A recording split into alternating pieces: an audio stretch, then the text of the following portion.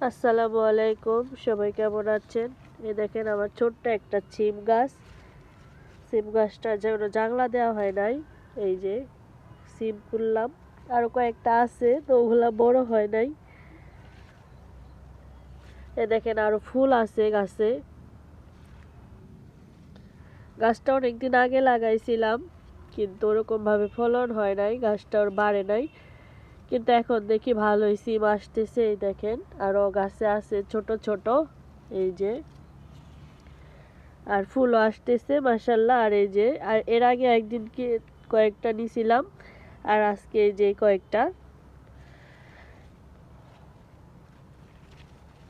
গাছটা আসলে জাংলা যদি দিতে পারতাম তাহলে ভালো হতো, কিন্তু জাংলা দিতে পারি নাই।